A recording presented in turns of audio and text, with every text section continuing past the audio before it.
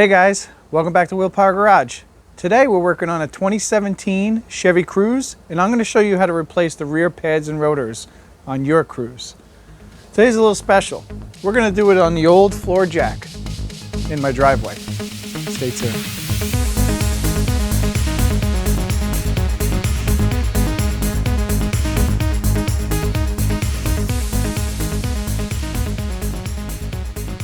The Chevy Cruze utilizes a simulation hubcap, and it's held on with just these fake lug nuts on the front.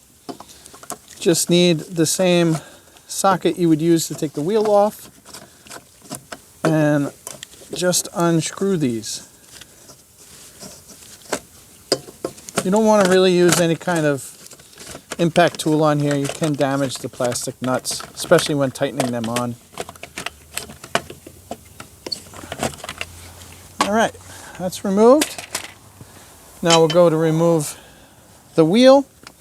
These are a 19 millimeter.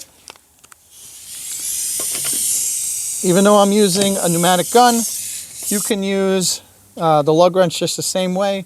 Just make sure that the car is on the ground when you do it, and loosen these up before you jack it up. Otherwise it'll be kind of difficult to try to get these to come off when the wheel wants to move.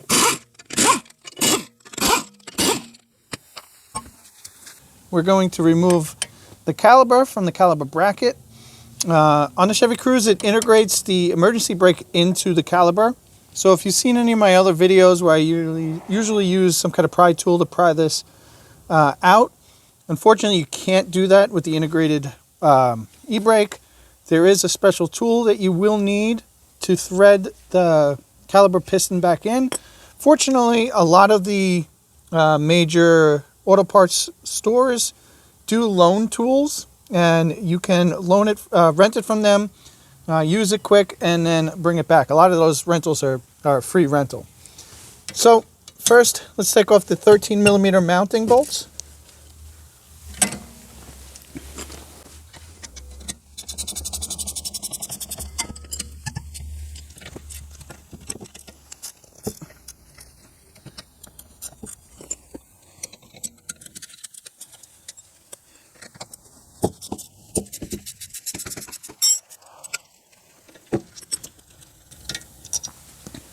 All right, now we can wiggle our caliper off.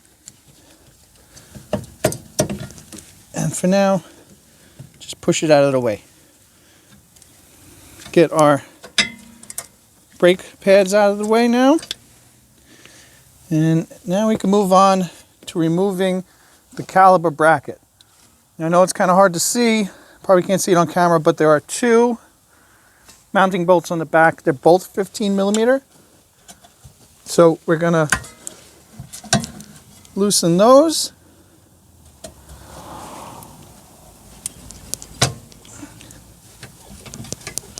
And this will allow us to remove the rotor.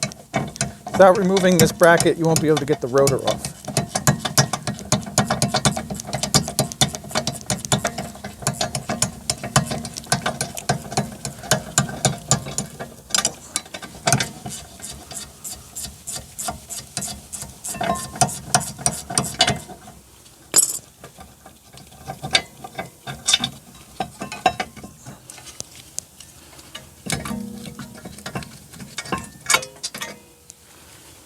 Caliper bracket removed. Now we can remove the rotor mounting bolt. It is a T30. And hopefully it comes off nicely. All right, now that that's off, we can remove our rotor. And from here, what we're going to do is clean up the hub. Make sure there's no rust buildup, grease, or anything on there. I'm going to clean up the caliper before I go and retract it. And the reason for that is I want to make sure I clean all the dirt out of the boot here. And I don't want it to get caught up once the piston is retracted. So let me go grab the special tool and a little brake clean, and I'll show you guys how to do that. All right, first things first, I'm going to run over this hub here with a little wire brush action. Just want to make sure everything is clean. There's no real rust on it. You can clean off the piston here and the backing of the caliper. And then a little brake clean just to clean that up. Same with the hub. And then this is the special tool. There are a couple different variations. This one in particular will push the piston in while rotating it so that you can retract the emergency brake. You can buy these as simple as just a square block with a couple of different pin setups that you can use in a 3/8 ratchet. And you push in physically as you're turning it with the ratchet. This guy just kind of goes into place. You can see there's 2 notches in the caliper piston. This will line up with that. The other side then pushes against the outer part of the caliper. Then we use a wrench, and you basically just turn this thing in until the piston is all the way retracted. Just be mindful and careful of the boot. You don't want to rip it.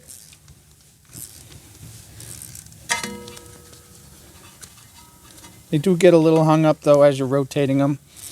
A lot of times what I'll do is I'll just kind of rotate it back a little bit.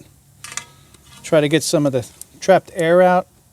Just kind of stretch it out of the way.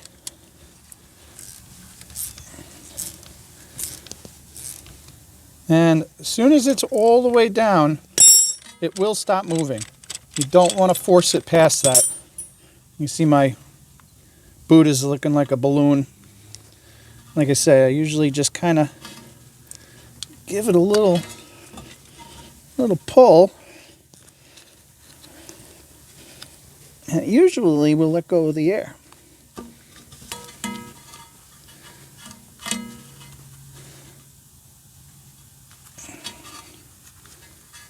This one's being a little tricky.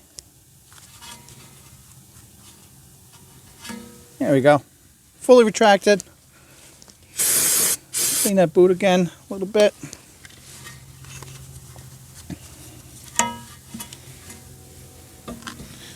Alright, next thing I need to clean up is this caliper bracket.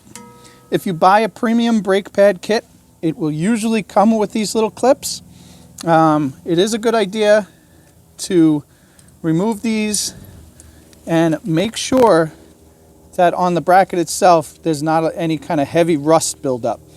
If this is full of rust, it'll actually push this clip up and it'll jam up the brake pads. And what will happen is the brake pads will then hang up against the rotor and you'll destroy your brand new brake pads.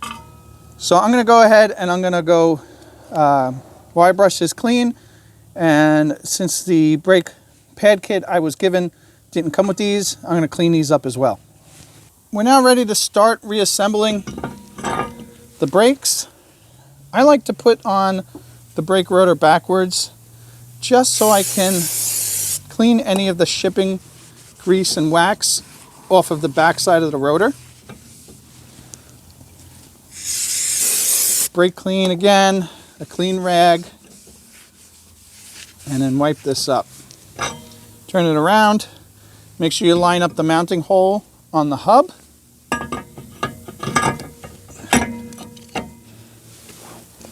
Again, on the front side, make sure it's clean of grease and oil. You don't need to worry about the center hat portion of the rotor though. Now the mounting bolt, I always like to put a little bit of anti-seize on there. As you saw, this one was, in particular, was very hard to get off. So this will help for the next time someone needs to replace the rotors on here. So as I mentioned before, it doesn't need to be very tight. Just make sure that the brake rotor is against the hub nice and even. Alright, I got my caliper bracket all nice and clean. Like I said, make sure to check in these pockets where the clip goes. I just wanted to show you in case you do get a kit with these installed, or a kit with these. To install these, You literally just snap them into place. There's not much more to it. All right, so now that this is clean and on, we can now go ahead and reinstall this caliper bracket.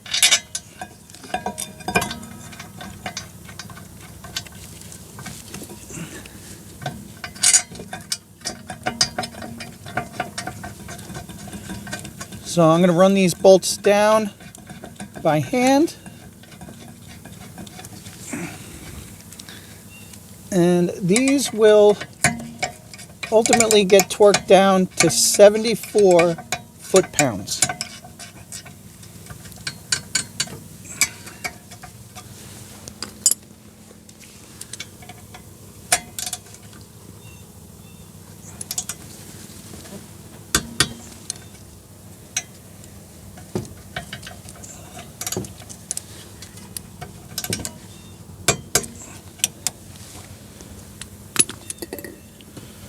All right, we're now ready to install the pads into the bracket. Little brake lubricant. I usually put a little bit on the ears of the new pads, as well as, at least on this one here, this is the one that's going to go on to the piston side of the caliper. So I like to put a little bit in the center where that is. This helps for brake noises, squeal, just generally weird noises you would hear from the brakes. I should also point out, this has the brake squealer. On this one, it's down on the lower portion here. This is the driver's side of the vehicle. It's a good idea to just make sure when you take them off, match them up so you know that you put the same one in the same place. So these install just by sliding into the bracket here itself, like so.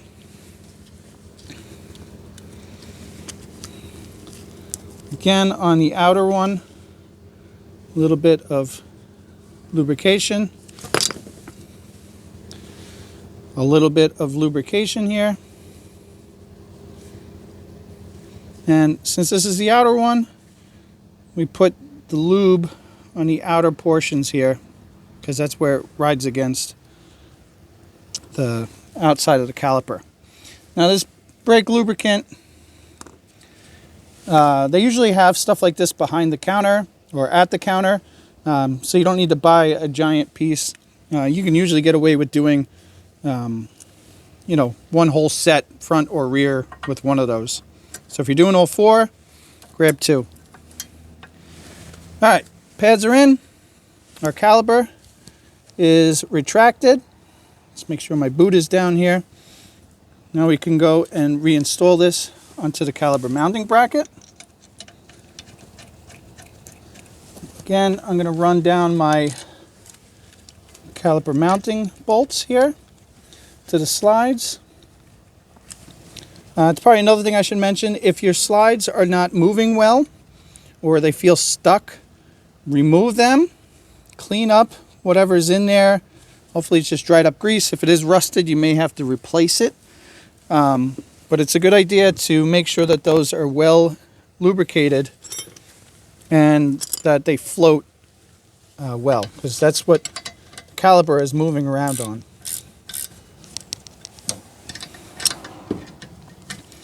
So I'm just running these down right now.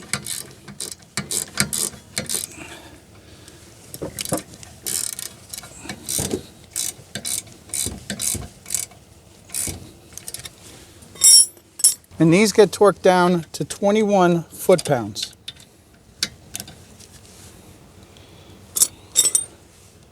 Need a wrench here to hold this guy.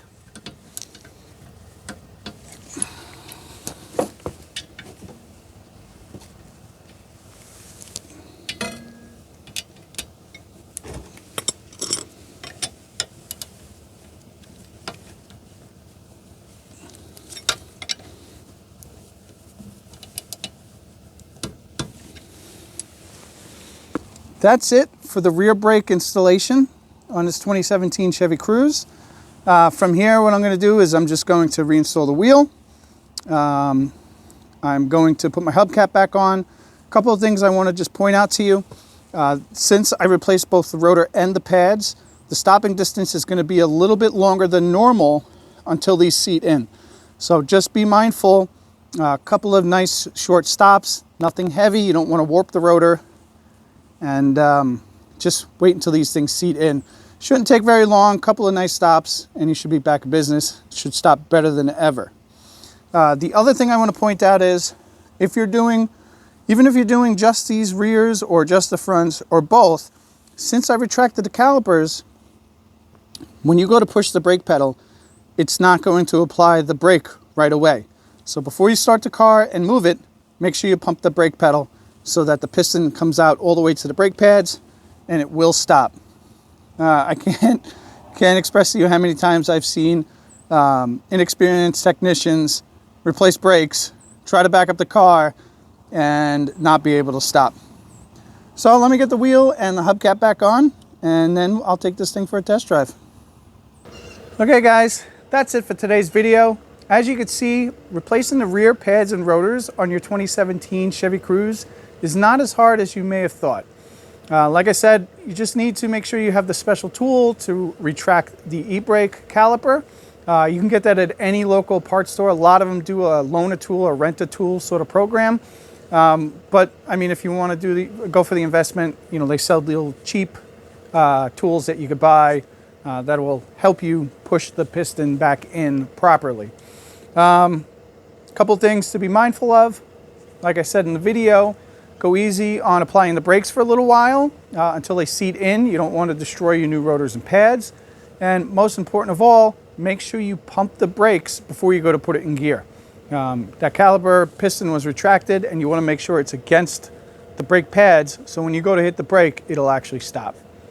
So that's it for today, guys. As always, thanks for watching. Don't forget to like, subscribe, and share my videos. And if you feel like this video really helped you out, go ahead down below and give me a super thanks. They're very much appreciated, and whether you know it or not, it takes me a lot longer to film and edit these videos than it does to actually do the repair. So it's very much appreciated. Like I said, this video, doing the brakes yourself, could potentially save yourself hundreds of dollars from you doing it yourself rather than paying someone like myself to do it for you.